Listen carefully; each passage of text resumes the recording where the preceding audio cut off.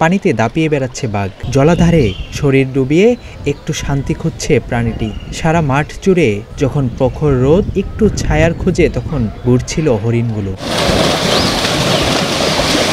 তীব্র গরমে জাতীয় চিড়িয়াখানায় অতিষ্ঠ হয়ে পড়েছে প্রাণীকুল। রোদের খরতাপে পাখিদেরও বেড়েছে অস্বস্তি। কোনো প্রাণী খাঁচার ভেতরে থাকা জলাধারে শরীর ডুবিয়ে, আবার কোনোটি মুখ ডুবিয়ে গরম থেকে রেহাই পাওয়ার চেষ্টা চালাচ্ছে। গরমের কারণে চিড়িয়াখানায় কমেছে দর্শনার্থীর সংখ্যা। যারা আসছেন তারাও গরমের কারণে পুরো চিড়িয়াখানা ঘুরে দেখতে পারেন না।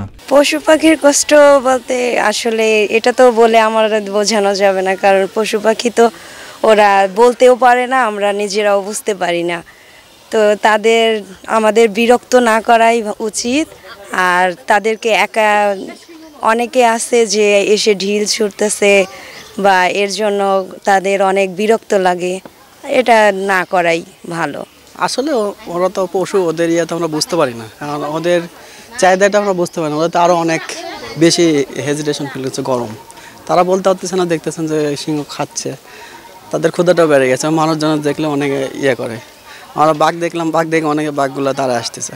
আসলে ওদের ডিস্টার্বটা না করাই ভালো, ফাঁক থেকে দূরে থেকে দেখা ভালো। প্রাণীদের গরম থেকে কিছুটা স্বস্তি দিতে বিভিন্ন পদক্ষেপ নিয়েছে চিড়িয়াখানা কর্তৃপক্ষ।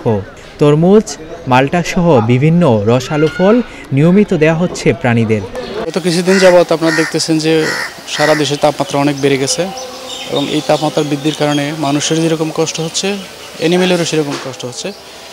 সেই বিষয় বিবেচনা করে আমরা জাতীয় চিড়িয়াখানায় কর্তৃপক্ষ সর্বোচ্চ সতর্ক অবস্থায় আছি, যাতে আমাদের প্রাণীগুলা এখন যে অবস্থা আছে এখান থেকে কোনো ধরনের স্বাস্থ্যগত কোনো ঝুঁকির ভিতর না পড়ে। জাতীয় চিড়িয়াখানার সহকারী পরিচালক জানান, প্রাণীদের জন্য কিছুক্ষণ পরপর সাধারণ তাপমাত্রার পানি দেওয়া হচ্ছে। ভিটামিন সি ও স্যালাইনও নিয়মিত পাচ্ছে প্রাণীরা। এখন পর্যন্ত গরমে জাতীয় চিড়িয়াখানায় কোনো পশু পাখি অসুস্থ হয়নি বলে জানান তিনি। আমরা পানিতে যাতে আমাদের প্রাণীগুলা অ্যানিমেল কোনো চাপে না পড়ে, আর কি কোনো পীড়নে না থাকে, এখানে সকল শেডের পানিগুলাতে ভিটামিন, মিনারেল এবং ইলেকট্রোলাইট দেওয়া হচ্ছে। যাতে শরীরে পানির সমতা বিরাজ করে, এবং এটা তাদের জন্য একটা পজিটিভই যে পানিতে সকল শেডের অ্যানিমেলগুলোকে পানিতে ইলেকট্রোলাইট হিসেবে স্যালাইন দেওয়া হচ্ছে এবং ভিটামিন সি জাতীয় দেওয়া হচ্ছে। এবং পাশাপাশি আমরা খাবারে কিছু রসালো ফল যেগুলো আর কি, সেগুলো পর্যাপ্ত পরিমাণ দিচ্ছি, যেমন তরমুজ, তারপরে মাল্টা, আপেল, আঙ্গুর, শসা, মিষ্টি কুমড়া, লাউ, এবং প্রচুর পরিমাণে আমরা নিচ্ছি কাঁচা সবজি নিচ্ছি এবং কাঁচা শাক নিচ্ছি।